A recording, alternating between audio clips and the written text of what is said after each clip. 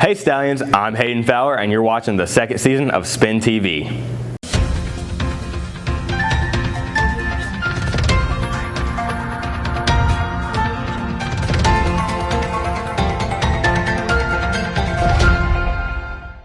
When it comes to school safety here at South Point, what exactly is administration doing to keep students safe?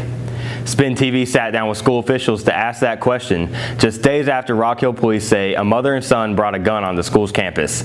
SPiN TV reporter Hunter Denby has more.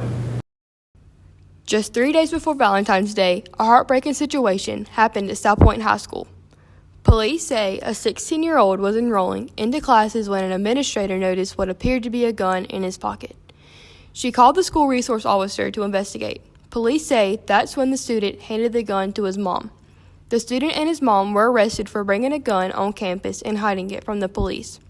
This left a lot of people on edge, one of them being senior Maddie Smith. It kind of scared me that something like that happened. To calm fears and to be transparent about the incident, moments after the arrest, Principal Dr. Marty Connor sent a school-wide automated message ensuring both the parents and the students. There's no place for weapons here at South Point. We also spoke to Officer Daniel Sheely, who's the SRO at South Point. He says while administrators are doing everything they can to keep schools safe, he really can't do it without the students' help. You see something and they want you to do something, which would be report, whether you see somebody that maybe has a weapon or maybe somebody's talking about something that's a little concerning. You can always do that anonymously. I'm always here if you don't mind me knowing who you are. I'm Hunter Denby, reporting for SPiN TV. Students at South Point say paying for parking passes is a headache. They also say it's expensive and they don't know where exactly the money's going. SPiN TV reporter Janiyah Feaster sits down with officials and finds out where exactly all this money's really going. South Point students dislike the price they're having to pay to park their cars on campus. Well, I definitely think that it should be cheaper, but I do understand why they have us paying for them. Students are required to take a Live at 25 or 4-hour driver's awareness class required by the National Safety Council of South Carolina. Students also pay for their parking passes. Here's a breakdown of the cost. The class is $35 and the passes are $20. School officials say the money is put to good use.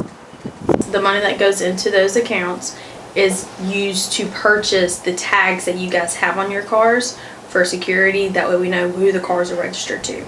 We try to keep it consistent with all the other area schools, and that's what they're charging, so that's what we are charging as well.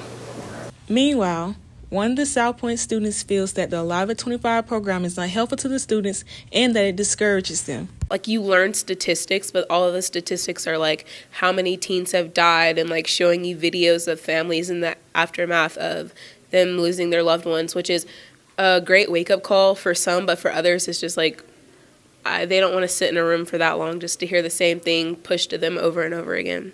So, Stallions, how do you feel? Are parking passes too high? Is a Live at 25 necessary?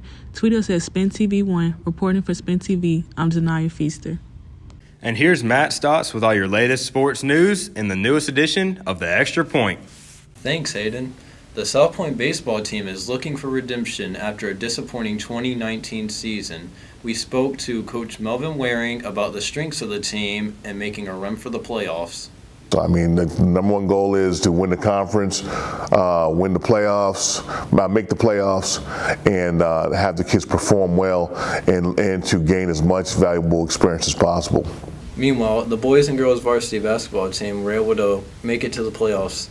Unfortunately, the boys lost to Wren 56-55 in the opening round, but the girls were able to beat Westwood for the upper state championship. They go to play North Augusta for the state championship, which is also a rematch from last season's state championship. Tip-off is on Saturday at 5:30 in Columbia. That's all for the Extra Point. Back to you, Hayden. Thank you for watching this edition of SPiN TV. Make sure to follow us on Twitter at SPiN TV1, and if you have a story idea, make sure to DM us. Have a great week, Stallions.